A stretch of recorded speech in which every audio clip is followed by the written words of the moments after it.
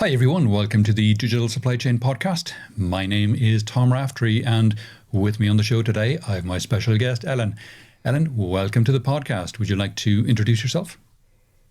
Hi, Tom. Yes, it's an absolute pleasure to be here with you. Thank you for having me. I'm Ellen Carey. I'm Chief External Affairs Officer for Circulor. Circulor is a global technology company bringing visibility and transparency to complex industrial supply chains. And it's a pleasure to be with you. Fantastic. That's quite high level, Ellen. Could you dig a little Would you like deeper? some more detail? Funnily enough. So everyone is bringing transparency to supply chains these days in one way or another. So yeah, tell me a little bit more about what Circulor does, and the name Circulor as well. I'm guessing that has something to do with what we're talking about, right? Yeah, absolutely. Well, I think you're right on the one way or the other. All supply chain transparency and visibility is not one and the same. I think to date, we've done a lot of work estimating, mapping our supply chain, doing that maybe annually, etc. And I think, honestly, that kind of time period has served its purpose. And now we're going into the next phase. And the next phase is really end-to-end granular proof of key minerals and materials, the provenance and the activity that they inherit along that way, and then the attribution to products. And that attribution to products can say yay or nay to market access for those products, can unlock incentives, and then also can unlock marketing potential to consumers and assurance that consumers are in fact getting what they think or what they hope to be getting, sustainable, responsible products. So yes, supply chain transparency, there's a lot of different animals out there. We're doing material traceability from the source and the provenance to the product, connecting the entire supply chain, creating accountability of what's happening upstream, and giving the visibility to the downstream specific to the product. Okay, and what kind of products are we talking about? Because I've done podcasts on visibility and transparency for everything from food right the way through to, I don't know. Tell me, what is it we're talking about here? Yeah. The thing that I have really respected and admired about Circulor is starting where it's hard. Starting where things chemically and physically change shape and form, and then transform into an end product. So we really got started in critical minerals and in batteries. And so cobalt, lithium, nickel, graphite, mica, things that have high human and environmental impact, who have very opaque supply chains, right? Mm-hmm. So tackling and getting that digital thread of accountability and change of state down is not an easy task. And then also these minerals and materials are key, and we talked about this, you brought it up, circular, key to creating a circular energy transition and energy economy. They can be recycled infinitely, and then also when all of that material or all that visibility is attributed to a battery itself, that battery can be monitored and ensured that it stays within borders and gets properly handled into repurposing and recycling. Okay. So all that sounds very important, because for a lot of products, particularly EVs, for example, there's pushback against them, and some of the pushback talks about forced labor in particularly the likes of the sourcing of cobalt and other metals. But particularly cobalt is one that's mentioned because of the DRC, the Democratic Republic of Congo. And then the other thing that people are often talking about is, the landfills are going to be full of EV batteries. So this is obviously something that... What about the high carbon intensity of nickel, production, Indeed. right? Yep. And how do we distinguish sustainable, responsible nickel from less sustainable, responsible nickel? They're not one and the same. So you're exactly right. And I think the only way you see a lot of change, especially in the upstream and the midstream, that's only based on cost. So when you follow the mineral and the material itself, though, and you start attributing CO2 and you start attributing, are there audits of labor standards, et cetera, you start integrating and inserting a different dynamic other than cost. It's about the responsibility of that material and the responsibility of that supply chain. And so that's really what we do. And I think that's where we're talking about changing these supply chains. You mentioned the consumer angle that, we have concerns about responsible sourcing, sustainability. So do investors, We need a lot more critical minerals than we have available today. Yep. And to unlock the funding, both in terms of private and public investment, there need to be assurances that the upstream is doing it responsibly. Fair enough. How do we know that they are? Well, Circulor, actually last week, we did an announcement with Volvo Cars and with SQM. So you're starting to see this bookending of the value chain. This bookending is SQM's lithium production at the Atacama in Chile. And this production site for SQM has received the highest standard according to IRMA, which is the most credible mining initiative third-party audit. So they've achieved IRMA 75, meaning they're looking at about 24 different metrics of sustainability, taking care of the land, the people, the water use, the recycling, the energy use, the carbon emissions. And what we're doing there is we're able to attach that proof from a very credible third-party audit to the material itself and carry it all the way downstream to the end customer, this case Volvo Cars, who says, I know that I am getting the most sustainable lithium out there.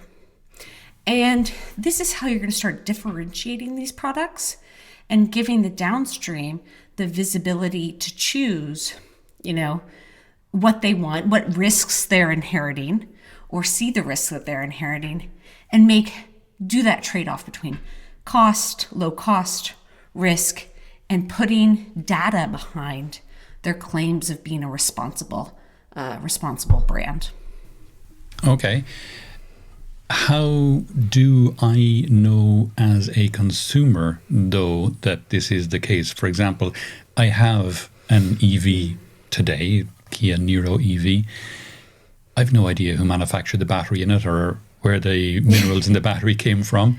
It certainly, obviously, I assume Kia sourced the battery from some third-party manufacturer, battery manufacturer, CATL or Panasonic or one of the other LG. big ones. Yeah. Sure.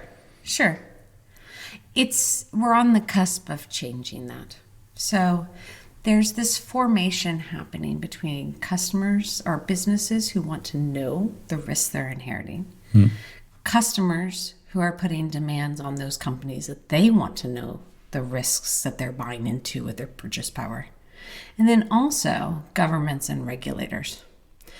So who are wanting to ensure that the clean energy economy is done sustainably, ethically, and regionally, or with friends.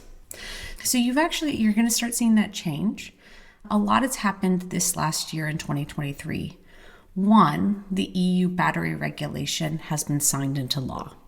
That requires a digital battery passport for every battery that is placed onto the market in Europe. So we're talking EVs, industrial batteries, and light means of transport batteries.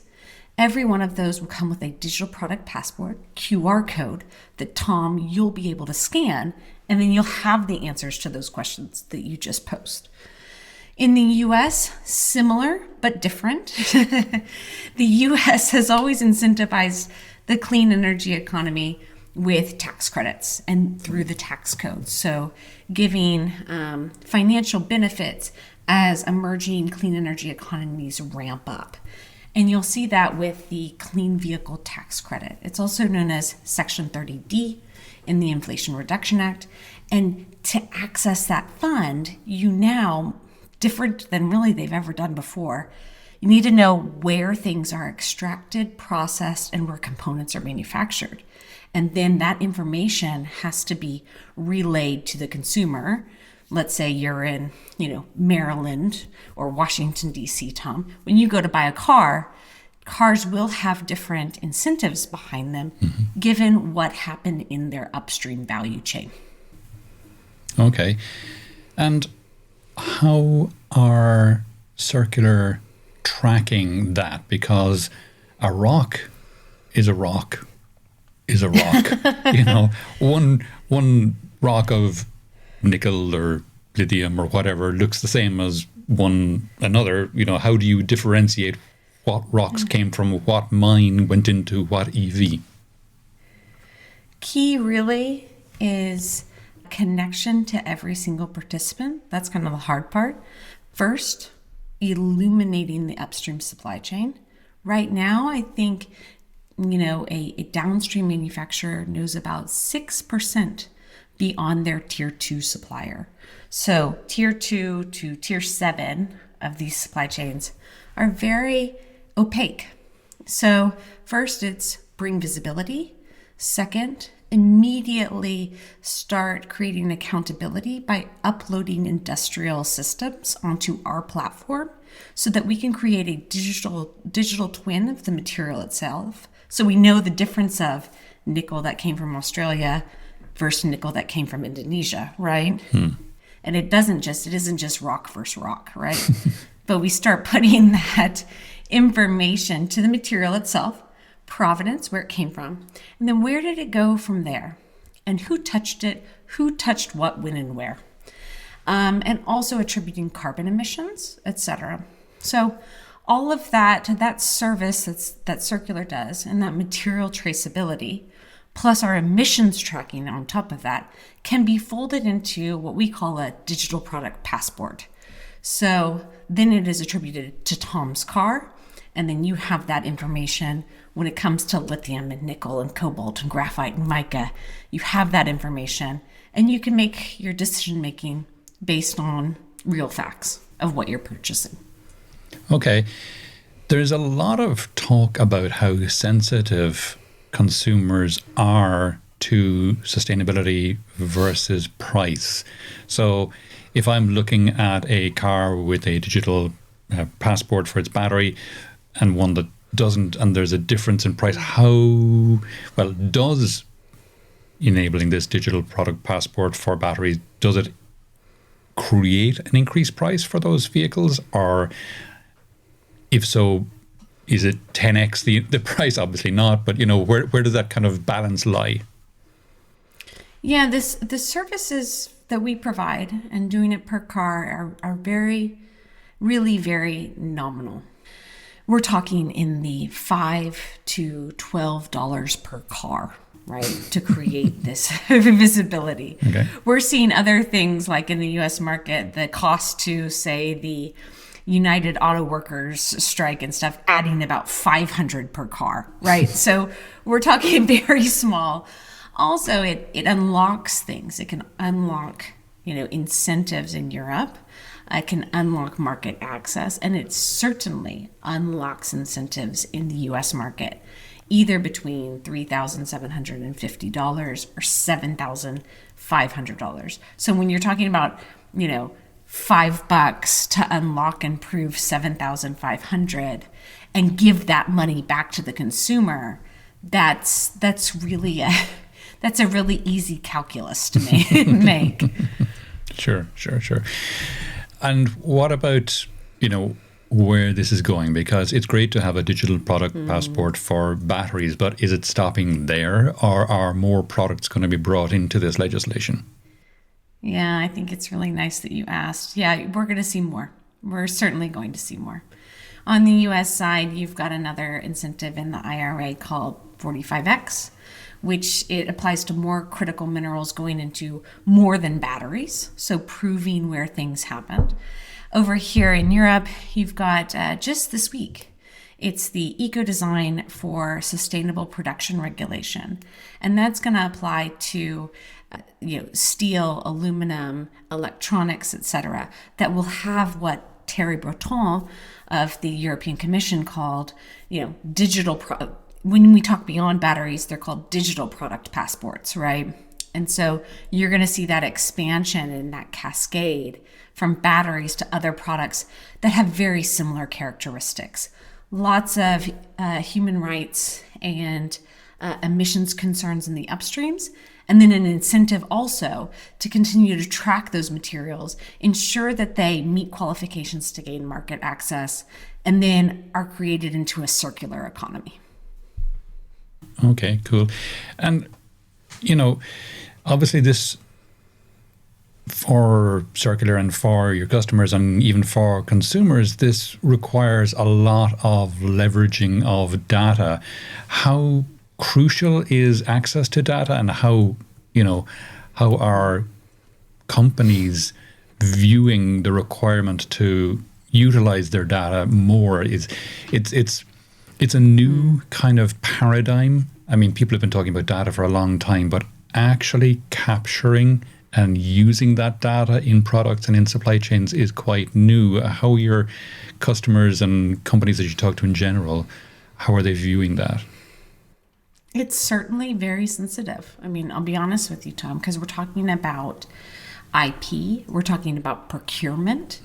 These are very sensitive areas for businesses. So for Circulor, our platform and our offering, our data collection, storage, and management has to be done just right with that transparency, but also that procurement and those sensitivities on IP and procurement being properly accommodated. I think, though, what's important is first, neutral third party, bringing in someone who's a neutral third party to broker that data exchange. So that's a lot of the role that we play. Second is it's about a negotiation of the content and the data that will be shared, and then a negotiation of the technical standards in terms of how that data will be shared. Nicely, the EU battery regulation and its requirement for a battery passport comes with two provisions. What's the content and what are the technical standards? Now, the German government is really leading this project. It's called the Battery Pass Project. It's a 9 million euro fund from the German government to bring together Circulor, Audi, BMW, BASF, Umicore, Fraunhofer, and others to say, here are the 7 categories of information that align with the regulation of an EU battery passport compliance. And then here's how the data needs to be exchanged. And it goes back to those 3 pillars: consumers, businesses, and governments, to say, this is what transparency looks like. And on top of that 3-legged stool, we start making, real progress based on collaboration and trust. Okay. So on this Battery Pass project, we've defined the 90 attributes of a battery passport, and now working on technical exchanges and technical standards. And then those companies, Circulor included, will start interplaying it with data. Okay. And obviously it's quite an immature area, seeing as the legislation here in Europe only passed this year. Where are we in terms of creating those standards to make that data, to be able to be shared more easily? Yeah, so we are basically in 2024 now, right? So we're going to go on holidays. It's 2024. February 2025, all batteries are going to need to share their embedded carbon emissions. Right. February 2027, all will need to have a battery passport. So it's been passed, you start entering a secondary legislation phase where all of those points will get defined, exactly the methodology and how the data is shared. So we're going to start seeing it with embedded carbon emissions, right? That battery that you buy from Kia What information do they need from the upstream exactly on the emissions incurred along that process? And then we're going to start talking about how it gets to that battery and how it gets shared with you, Tom. Okay. There's always, when it comes to regulations, there's always kind of a panoply of opinions amongst companies about regulations. No, you don't say. I know, yeah. Some push back and are anti-regulation, some embrace, and some are kind of stellar and they go beyond what the regulations require. Exactly. You're agreeing with me here, so it's not just me being cynical. So where are we with that? Because, as I say, it is kind of a panoply of opinions. How are companies reacting to these regulations? I mean, I guess I've answered my own question, but tell me from your experience what you're seeing out there. You kind of did. You kind of answered your own own question. We're seeing a lot of the same. We're seeing those that haven't started that are a bit bright-eyed and how do we handle this? We've got others who have been at this for 5 years, Volvo was the first OEM to put blockchain into its traceability, and they've done it nicely. They have done a lot of visibility and revelation of their supply chain, and the work that they've done to create that accountability in all of those digital threads is actually something that they pay forward to the industry. Now that traceability is kind of there across your Panasonics and your LGs and your CATLs and all of that, right? And so there's already a formation of a web that actually starts creating a network effect and pays it forward for the others that may be saying, oh, we got to get end-to-end traceability going. Where do we even start? Well, thankfully, Circulor has a number. I think we're covering about 52% of the cell manufacturing network currently.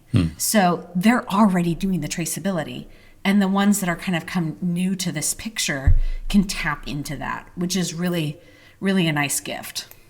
Okay, and how important is that kind of collaboration, that kind of cross-industry, public-private collaboration in achieving more sustainable and transparent supply chains? I would say it's very important. I think the signal has been sent. This is the standard of doing business now.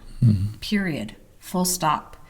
I mean, we've talked about Europe and the US. You've also got battery passport provisions in Korea, Japan. You've got traceability funding going on in Canada, Australia. So there's the signal from my side. The signal is very, very clear. And so I think it's certainly, it's good to collaborate, have those conversations. And because you certainly, I think a lot of companies do want to be that leader, but they first need to get ingrained and step into the process and kind of have that seat at the table to do so. Okay, cool.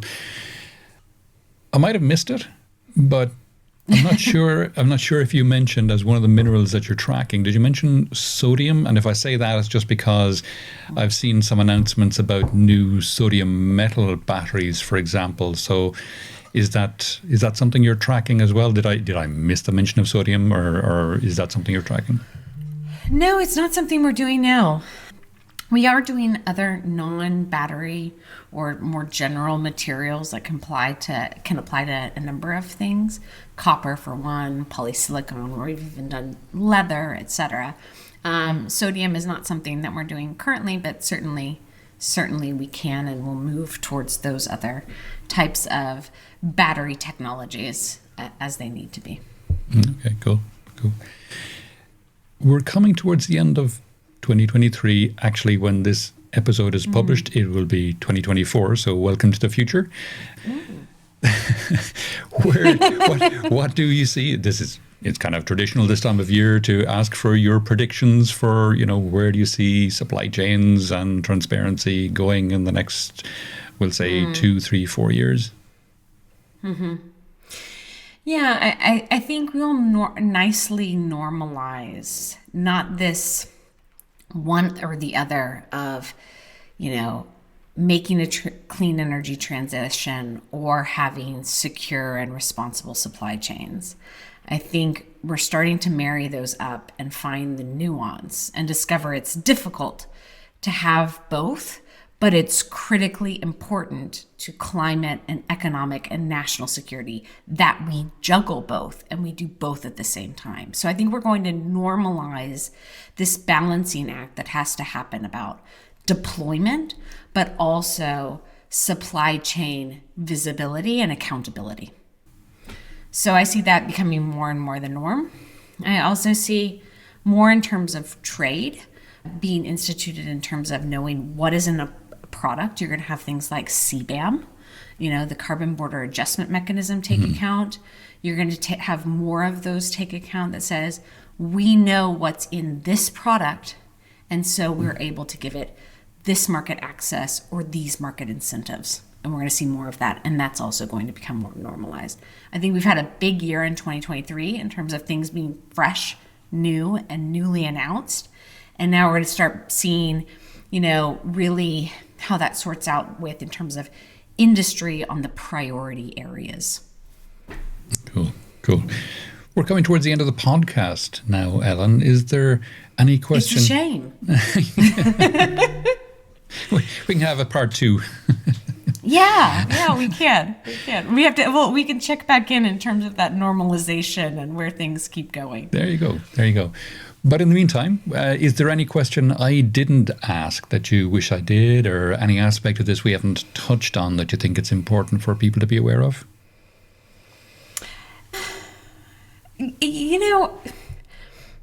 I'm not so sure. No, Tom. I think not. I think consumers need to keep doing what they're doing and asking the question about what's in their products. It's a key part of all of this, a key driver. So where there's questions, where you want information, keep asking for it, because companies are working on it, regulators are working on it. It has to be that synergy across all three that brings this to fruition. Great, superb. And that's been really, really interesting. If people would like to know more about yourself or any of the things we discussed in the podcast today, where would you have me direct them? Yeah, visit us on our main page, www.circulor.com. We're also available on LinkedIn. You'll see a lot of our new information, a lot of these themes, as well as how technology responds to them is really what we focus on our LinkedIn channel as well. Great. Fantastic. Ellen, that's been really interesting. Thanks a million for coming on the podcast today. Tom, thank you very much. It's been a sincere pleasure. And thanks to your audience.